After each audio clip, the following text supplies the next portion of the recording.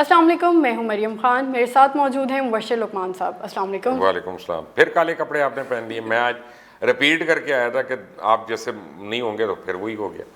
Sir ये तो जो है ना, पता नहीं क्या ये मिस्ट्री मेरी है, तो ये छेड़ सॉल्व नहीं बन हो गई है। सकती। ये मेरी भी छेड़ बन गई है हाँ। और लोग इसको काफ़ी नोट करते हैं। तो लेकिन ये जो एक नहीं, मुझे तो लोग प्योरली ताने देते कोइंसिडेंस हैं, है। मुझे लोग ताने देते हैं। नहीं नहीं, ये प्योरली एक कोइंसिडेंस है जो कि होता है। अब क्या कर सकते हैं। लेकिन ये कि सऊदी अरब ने जो है अब तुर्की पर तिजारत पर पाबंदी लगा दी है, तो सऊदी अरब को मशरिक़ वस्ता में हर मुल्क से मसला क्यों है? नहीं, सऊदी अरेबिया और टर्की की एक हिस्ट्री है, बड़ी लंबी हिस्ट्री है। टर्क्स जो है उनका क्लेम है सऊदी टेरिटरी के ऊपर। टर्क्स ये समझते हैं कि ये सारा उनका इलाका था, स्पेशली जब ऑटोमन एम्पायर थी और उन्होंने रूल किया यहाँ पे। लेकिन टर्क्स को भी ये समझना चाहिए कि जैसे ब्रिटिश एम्पायर है वो सिमट के रह गई है। अब वो क्लेम्स नहीं करते ना इंडिया पे, ना पाकिस्तान पे, ना बांग्लादेश पे।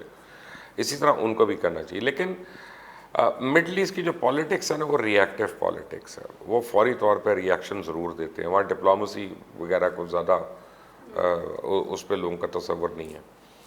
लेकिन टर्की क्योंकि लिबिया के अंदर बहुत सीरियसली इन्वॉल्व हो गया और लिबियन ऑयल के ऊपर अब उसकी नज़रें हैं और उसका इजिप्ट से भी वहाँ पे जंग भी हो सकती है। टर्की कतर के साथ सपोर्ट करने लग गया। जब कतर ने सऊदीया को नुकसान पहुँचाना शुरू किया तो उसने कतर को अपनी फ़ौजी इमदाद की भी वो कर दी। उसके बाद टर्की हर उस मुल्क को सपोर्ट कर रहा है जो सऊदीया के ख़िलाफ़ बात करता है या कुछ करता है। तो बहरहाल सऊदीया ने अपना मुल्क भी चलाना है और उन्होंने अपने लोगों को कहना शुरू कर दिया कि इन्वेस्टमेंट निकाल लें वहाँ से। तो अब वो टर्की से निकालेंगे तो कतर जा नहीं सकते, तो या तो वो सऊदीया आएँ या फिर यूएई जाएँ या फिर किसी साइप्रस वगैरह जाएँ, ग्रीस जाएँ, किसी और मुल्क में जाएँ। लेकिन ये लड़ाई अब ज़रा बड़ी होगी, ये यहाँ पर रुकेगी नहीं। और आप ये देखें ना कि टर्की के जो होते हैं वज़ीर ख़जाना कह लें या वज़ीर ट्रेड है, मेरा ख्याल है, उन्होंने अपने हम मनसब सऊदी को कॉल भी किया। उन्होंने फ़ोन भी सुना और फ़ोन पे डायरेक्ट इनकार कर दिया। तो यानी कोई उन्होंने गुंजाइश ही नहीं छोड़ी। तो अब ये मसला ज़रा बड़ा होगा, ये छोटा नहीं है। डिविजन्स हो रही हैं, पार्टनर्स और अलाइंसेस बन रहे हैं। टर्की ऊपर से ईरान के साथ मिल गया हुआ, ईरान चाइना के साथ मिल गया हुआ, तो सऊदी अमेरिकन कैंप्स में है। और टर्की को जो दुख है वो ये अमेरिकन के ऊपर के पिछले वो पता नहीं कितने सालों से, 20 सालों से यूरोपियन यूनियन का हिस्सा बनना चाहते हैं। उनका क्लेम है कि वो यूरोपियन कंट्री है और ईयू ने उनको अपना हिस्सा नहीं बनने दिया। तो टर्की ने फिर आज अपनी खार निकाल ली। उन्होंने आया सोफिया पे जो करना था कर लिया, ये अब उससे बैनर लगा रहे हैं। बिल्कुल ठीक है सर। अमेरिका में इस वक्त ट्रंप ने एंटी चाइना जज्बात को बहुत ज़्यादा हवा दी हुई है, तो ख्याल ज़ाहिर ये किया जा रहा है कि साउथ चाइना सी में अमेरिका जो है वो चीन के जजीरों पर हमला कर सकता है। तो इसके बारे में आपका क्या राय है? मुझे नहीं लगता कि हमला हो सकता। मुझे नहीं लगता कि हमला हो सकता है। मुझे लगता है इसके लिए और बड़ी चीज़ें इस्तेमाल होंगी। जैसे हम एक रिसर्च कर रहे थे कल परसों से डिजिबूटी के ऊपर कि वहाँ पे 6 बेसिस हैं, इतना सा मुल्क है और वो तकरीबन को मेरे ख्याल है सालाना 400-500 मिलियन डॉलर सिर्फ उनको किराए से ही कमा लेता है, उनको बेसिस को। वहाँ पे अमेरिका का भी, वहाँ जापान का भी बेस है। अब देखिए जापान की फ़ौज नहीं लेकिन बेस है। और इसका मतलब है कि उनके नाम पे अमेरिका ने लिया हुआ है। तो उनके पास जो है ना वो साउथ चाइना सीज़ में तंग करने के लिए भी बहुत ज़्यादा उनकी नेवल बेसिस मौजूद है वहाँ पे, और वो ब्लॉकेट करेंगे, फ्रस्ट्रेट करेंगे कि दूसरा पहले वार करे या हमला करे, या फिर वो इंडिया को मज़ीद मार पड़वाने के लिए, चंडे पड़वाने के लिए आगे करेंगे। खुद अभी अमेरिका हमला नहीं करेगा। सुपर पावर पे हमला नहीं करती है। सुपर पावर जो है ना वो मिडिल ग्राउंड बनाती है, वो ग्राउंड रुल जाए, तबाह हो जाए, जो मर्जी हो जाए। आप वो बिल्कुल एंड में हमले होते हैं सुपर पावर के ऊपर, ऐसे नहीं होते। मुल्ला अब्दुल गनी ने जो है अमेरिका को वार्निंग दी है कि अगर उन्होंने अफगानिस्तान से इनकलाब में देर की तो वो खुद जिम्मेदार होंगे बात नताइज ये कि के। मुल्ला अब्दुल गनी माजरत के साथ उनको क्या ज़रूरत है ये बात करने की। सिर्फ वो ट्रंप के ऊपर जोर डाल रहे हैं कि इलेक्शन से पहले उसने जो वादा किया हुआ है वो उसको पूरा करे। तालिबान ने एक बात तो समझा दी है, तालिबान ने एक बात समझा दी अमेरिका को इतने साल लड़ने के बाद भी, कि अमेरिका को उनके साथ डायलॉग टेबल पे आना पड़ा। इसका मतलब है अमेरिका ने कंसीड कर लिया कि हम इनको मार नहीं सकते, हम इनको ख़त्म नहीं कर सकते, हम इनको दीवार से नहीं लगा सकते, ठीक है ना। अब तालिबान तो वही है जो 14 साल पहले थे, ट्रंप आज वो नहीं है, और हो सकता है नवंबर के बाद कोई और हो ट्रंप की जगह पे, बाइडन हो या कोई और हो। तो अब मुल्ला अब्दुल गनी का इस टाइम पे ये डिमांड इसलिए सही बनती है कि अगर ट्रंप अगर पीछे नहीं करता तो फिर अमेरिका को दोबारा आना पड़ेगा नेगोशिएटिंग टेबल पे, फिर तालिबान को बहुत ज़्यादा कुछ दे के जाना पड़ेगा उसको, जो अभी फ़र्ज़ करें उन्होंने नहीं मांगा था वो फिर मांगेंगे। और ये अमेरिका के गले में पड़े हुए हड्डी है, ये आसानी से नहीं हज़म होनी, ना निकली जानी है ना उगली जानी है। लेकिन एक बात तो तय है ना कि को पसंद करे या ना करे, लेकिन इन तालिबान ने सोवियत यूनियन और अमेरिका दोनों का कबाड़ा कर दिया इन्होंने पकड़ के। ये तो इनका क्रेडिट है ना तालिबान का।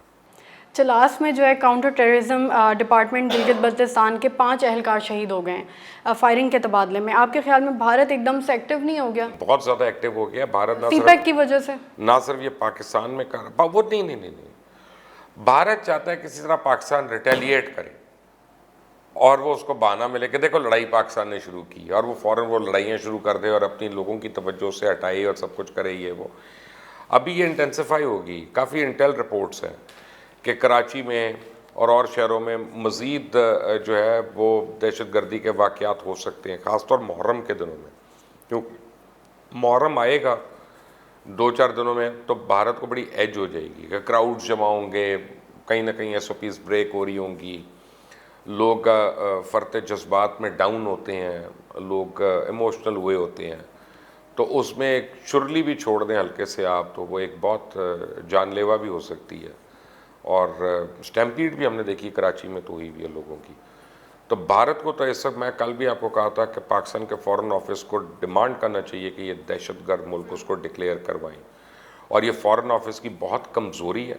और मैं, अगर मेरी मुलाकात हुई अनकरीब शाह महमूद कुरैशी से, तो मैं उनको ज़ाती तौर पे ये कहूँगा कि ये उनके वजारत की बहुत बड़ी कमज़ोरी है कि भारत को हम अभी तक प्लीजिंग टोन में बातें कर रहे हैं।